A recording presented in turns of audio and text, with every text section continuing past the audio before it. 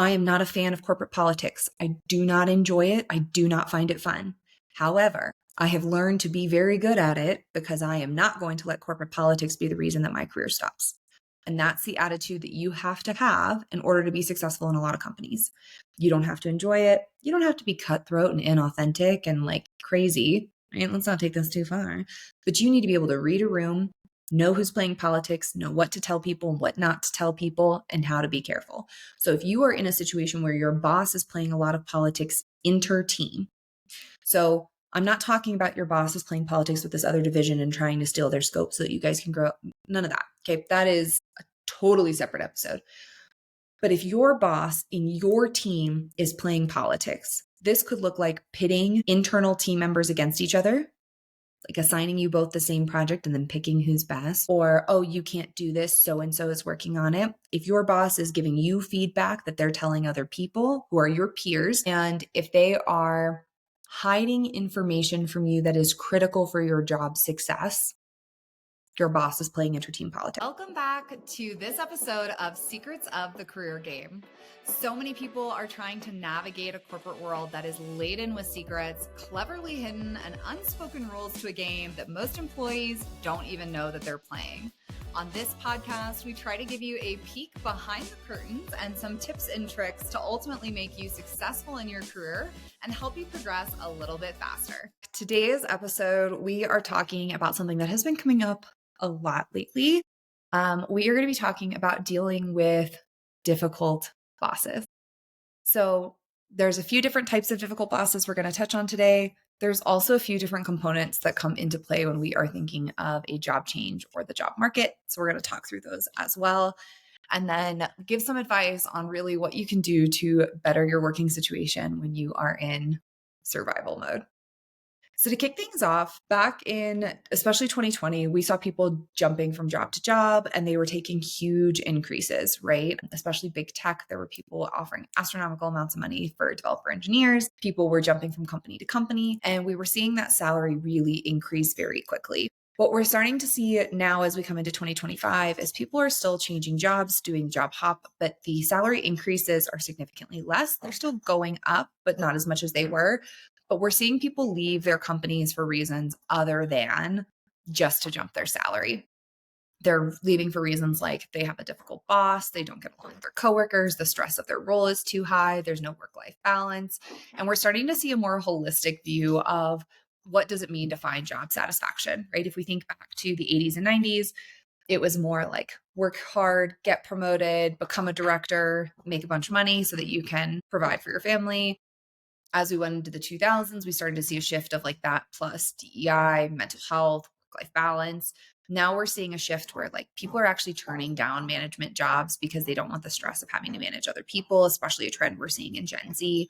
We're seeing individuals who are staying at companies longer if they have a good experience or a good manager, good personal relationships, and seeing people jump much faster than they have historically, right? Some people are only staying in jobs 3 to 6 months in order to prove that they don't like the people they're working with, and then they're jumping ship. So we're seeing a lot of volatility that, combined with the big tech layoffs and the people we've seen flooding the market in recent months. While the job market is relatively healthy in 2025, especially compared to 2024 and the trends that we were seeing towards the end of the year, we are seeing a bigger trend towards people leaving jobs for reasons other than just the salary piece. And a lot of that, in my personal opinion, comes down to your manager. Managers determine so much of your experience in your job. So I've talked about this before, that the difference between a satisfying job and an unsatisfying job very rarely has anything to do with the actual work that you're doing. And it more often has to do with your manager and how they are effectively leading and guiding the team. It's why people stay at startups, which are very stressful, low boundary maintenance type jobs, because they have a really good relationship with their leader and they get to work on cool things, versus people who go to big companies and only stay for 3 months, even though that company may have a really good reputation. I've talked about it on previous podcast episodes that to me, there's a big difference between the company culture, which I call like the ghost culture, and the culture of an individual portion of the organization or within a team. The reason for that is the bigger the company gets, the further the top leadership is from the actual individuals who are performing the work. When that gap gets larger and larger. The impact that the top of house leadership has on company culture gets smaller and smaller. And the reason for this is because most people's experience comes down to their direct manager and their experience with them. So theoretically, you have a great leadership team who is building a strong culture. They want collaboration. They want work-life balance. They want people to disconnect, volunteer in their communities, yada, yada, whatever it says on the website. They hire leaders who they believe want the same things. And those leaders hire leaders who they believe want the same things, and so on and so forth. But then the average person who's reporting into a manager or senior manager towards the bottom of that triangle hierarchy, they're experiencing whatever their direct manager is doing, as opposed to whatever the CEO established when he first started. So in some companies where culture is really important and employee engagement satisfaction surveys are being reviewed heavily and individuals are being held accountable for the performance of their team, not just in metrics and delivery, but also in job satisfaction, the further you get from the top, you could still have a really good culture. But what I found and what lots of my clients experience is a company could have a really great ghost culture, but your experience within a team could be really, really terrible. And that's because the leader has not been given proper coaching. They haven't been given proper resources. They aren't sure how to provide you feedback or how to guide you. There's no open dialogue, et cetera. So that's where people really start to struggle in their job satisfaction is they're working for a great company, especially golden ticket companies. These are the companies that I say, like, if you have them on your resume, getting a job in the future is pretty simple, right? So think any big tech, any monolith bank, any super huge healthcare, health tech companies, right? Once you have them on your resumes, future job opportunities are a lot easier to align to. But then within your team, your experience could vary greatly depending on what your leadership is like, right? Now, there's all the other things I talk about on this podcast all the time about soft skills and self-advocacy and advocating for yourself and talking about your work in an effective way and building your executive presence. And all of those things are important too to your overall experience. But what do you do when you have a bad boss? So we're going to talk about a few different types of bad bosses and how I like to handle them. The first bad boss is the micromanager. If you have been eagerly awaiting the Secrets of the Career Game book, it is officially available for pre-order. This book will go over 36 strategies for building success in your career. And honestly, is some of my best lessons, best templates, and best ways for you to start to get the success and the progression in your career that you deserve. If you do pre-order the book, make sure that you email a screenshot of your pre-order to thatcareercoach@gmail.com in order to be added to our top secret community. In that community, you'll have access to me as well as 2 live Q&A sessions when the book launches. You'll also get an extra early copy with the first chapter of the book for you to read ahead. Go to Amazon, find Secrets of the Career Game, 36 strategies for your career. Go ahead, place your pre-order and send us an email. And I feel like this gets talked about a lot more than I actually see it occur. In very highly technical positions, a lot of leaders end up being micromanagers, but outside of super technical positions, management, I don't feel is really all that common anymore, just because it got in the early 2000s, such a big amount of corporate culture communication was around micromanagement. So if you are working for a leader who is a micromanager, you're not going to like it when I say this, but a lot of improving that situation is going to come down to you, not to them. The reason for this is because you need to be more proactive with your communication to keep them from needing to reach out to you. So the reason that micromanagers become micromanagers is because they don't want something to drop. That seems obvious, right? They don't want to delegate something to someone on their team, get to the deadline, and it's not done because that makes them look bad to leadership. It makes you look bad to leadership.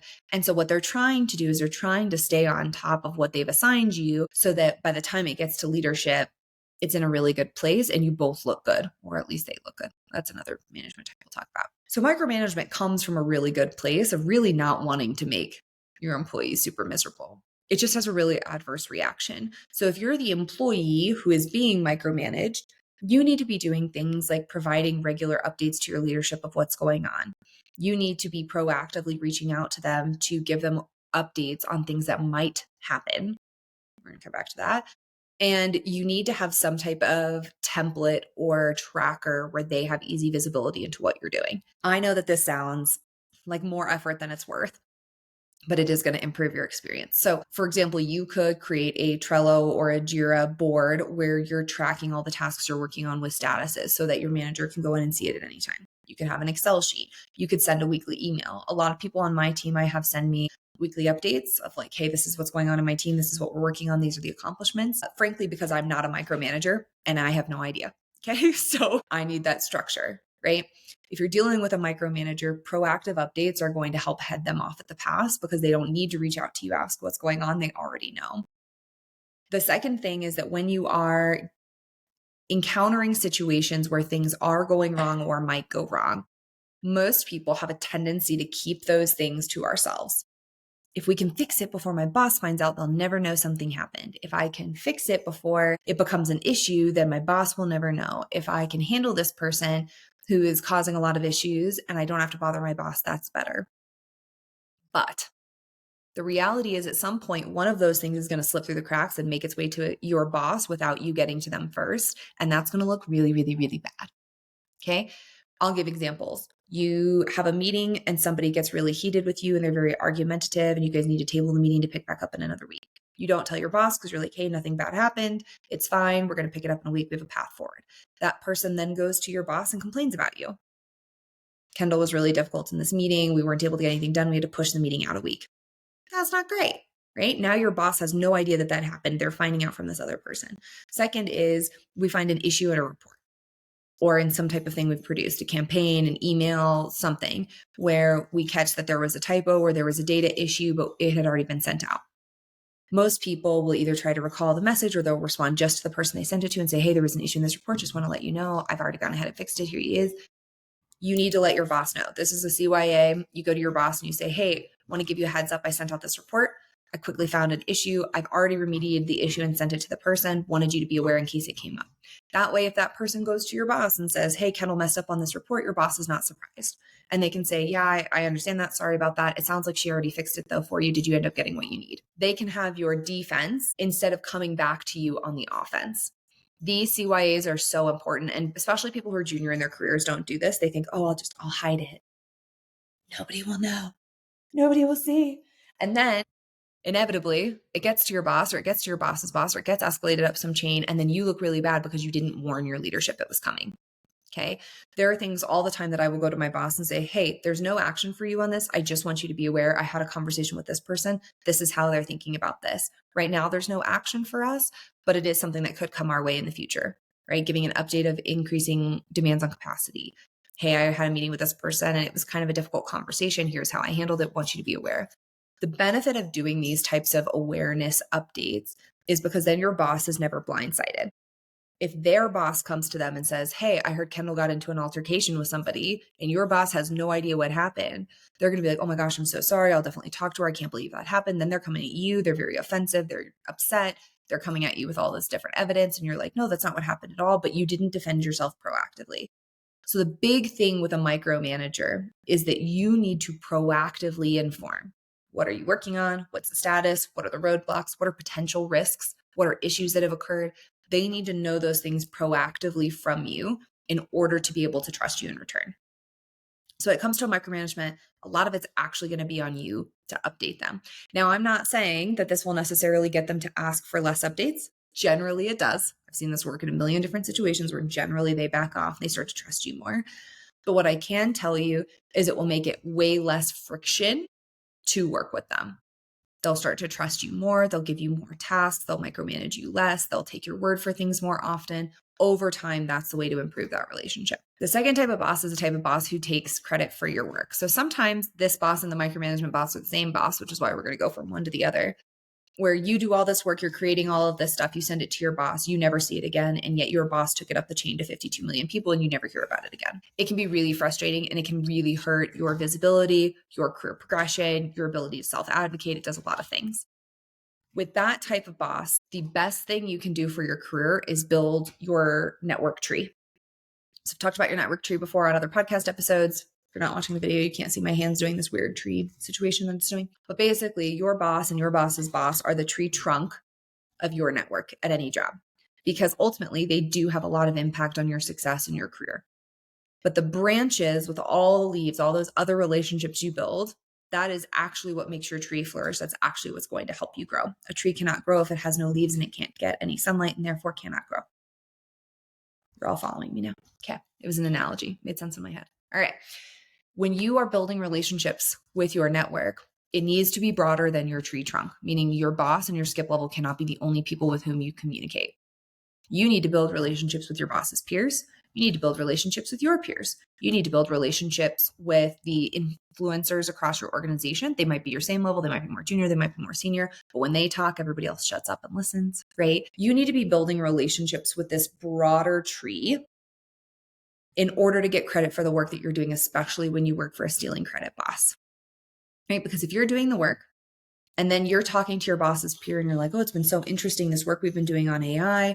I've really been leaning in. I feel like I've learned a lot about prompts. How is your team using it? Yada, yada, yada. And then that peer ends up in a meeting with your boss where your boss is presenting their strategy on AI. And they go, oh, well, have you talked to Kendall about this? Says, well, yes, Kendall's aware. And say, okay, great. Because I was talking to her the other day. It seems like she's got some great ideas on prompt work. Is that included in this? Right? They're not doing it intentionally in defense of you, but it's going to appear that way in that group where you are not present. It's the same thing if you're building relationships with your skip and your boss goes to your skip and then presents one of your ideas and your skip is like, interesting, Kendall brought this up in our last one-on-one. She must be involved in this. Then it doesn't come down to your boss giving you credit because you are getting credit through all of these other connections and relationships. That is what's really important because we will all have times in our career where the company operates in a more bureaucratic way and it's not our thing to present. The audience is too senior. We don't have the full context. There might be things going on that are confidential, right? There will always be times in your career, no matter your level of seniority, where you are not the person to present your ideas.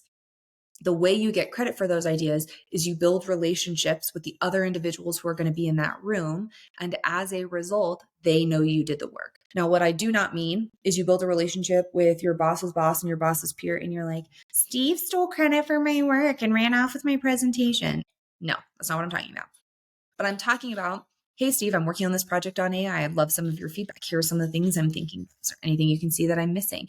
And then when that presentation goes up, they're like, that's what Kendall did. She used my idea. Great. Right? You're getting credit in a more subtle and influential way, as opposed to waiting for your boss to go, Kendall made this slide in a presentation. Now, the best bosses are going to give credit, right? Anytime anybody on my team does any analysis and it gets sent to my leadership, I mention, hey, so-and-so on my team did this work. They did a great job. Here's my takeaways, right? But a lot of bosses don't do that. Not because they're cruel or because they want to take credit, but mostly because they're just not thinking about it. And they're thinking, oh, I'm going to give them credit when it comes to their year-end review. And so they're negligent on accident. Okay, it's a little bit of like incompetent curse for each manager. So if you're working for a boss who is stealing credit, who's not inviting you to the meetings, who's not giving you the chance to advocate for yourself, you need to build those broader relationships so that you have other advocacy paths, right? Now, this can help you internally in a lot of different ways because also that's how you're going to get your next job. Odds are a boss who's never going to give you credit is also probably never going to advocate for you and promote you, generally. There's exceptions, but generally that's the way it's going to go. So at some point, you're going to want a higher level role or you're going to want to do something different. Now you've got all these other relationships in the company that you can look for internal moves, right? But jumping back to how I started the episode, I think people believe that when you are unhappy in your role, the only option you have is to jump ship. And that's not true. You can move internally. You can try out different teams. You can work with different leaders. But in order to do that, you have to have relationships. Because what everybody gets afraid of is they think, well, if I find an internal job that I want and I go apply for it, my boss is going to know. Long before you apply for that internal job, you should have already talked to the hiring manager and made sure that they're a good culture fit for you. You should have already scoped out the people on the team, asked them what they like and dislike about their job, gotten a feel for if it's going to be a good fit for you. You should have already talked to the recruiter and expressed interest before you apply. That way, by the time we formally apply in the system, everybody's already on our camp. They already think that we're great. They already want us to be successful in this new role. And then they alert your boss. The mistake people make is they're applying to these jobs cold in the portal because they want to get out of their team and their boss is getting 50 notifications a day that Kendall's trying to jump ship. Don't do that. It's dumb. So that's a micromanagement boss. That's a boss that's taking credit for you. I'm going to talk lastly about a boss who plays politics. Now, we all play politics, right? Every boss on the planet has to. It is part of the job. And I'm sorry, if you hate corporate politics and you want to get promoted, you better learn to play it. You don't have to be the best, but you can't be the worst. It is a dog-eat-dog world out there. I've talked about this on the episodes before. I am not a fan of corporate politics. I do not enjoy it. I do not find it fun. However, I have learned to be very good at it because I am not going to let corporate politics be the reason that my career stops. And that's the attitude that you have to have in order to be successful in a lot of companies. You don't have to enjoy it. You don't have to be cutthroat and inauthentic and like crazy. Right? Let's not take this too far. But you need to be able to read a room, know who's playing politics, know what to tell people and what not to tell people, and how to be careful. So if you are in a situation where your boss is playing a lot of politics inter-team, so I'm not talking about your boss is playing politics with this other division and trying to steal their scope so that you guys can grow. None of that. Okay. That is a totally separate episode. But if your boss in your team is playing politics, this could look like pitting internal team members against each other, like assigning you both the same project and then picking who's best, or, oh, you can't do this, so and so is working on it. If your boss is giving you feedback that they're telling other people who are your peers, it's different if your boss gives you feedback about somebody who reports to you. That's a situation where like they're helping you coach that person. Different. But if they're coming to you and saying, your peer, Susie, oh, she makes me crazy. Can you believe she wore that skirt? That is not appropriate. Not appropriate. Okay. So if they are gossiping internally about feedback they're giving other team members, if they are pitting you two against each other or you four against each other, they're making it a competitive exercise. And if they are hiding information from you that is critical for your job success, your boss is playing inter-team politics. And here's what that looks like for you. For you, it's a lot of confusion. Hey, I've been asked to produce this analysis, but I have no idea why. I don't know the audience. I don't know where I'm supposed to get the data. I don't know what the purpose is. And then when you fail, your boss is like, knew it, right? Okay, that's not cool. Or it looks like you hating one of your peers because your boss is constantly putting you in a position where you're having to compete against one another, right? If that's you, if you're in competition with your peers, the only way this gets better is you start spending a lot more one-on-one time with your peers. Nobody wants to do it because everybody already hates their peers because their boss has now poisoned the well and now everybody dislikes each other, right? I get it. I feel you. You need to be spending one-on-one time with your peers. It is the only way you're going to escape that politics spin, because what's going to happen is you're going to talk to Susie and say, what are you working on? Is there anything you need support? Is there anything that my team's not doing that you need? And they're going to go, no, but my boss just assigned me this big project on AI and now I have to go focus on it. And you're going to go, oh, interesting. I was talking to Steve this morning and he mentioned something about AI.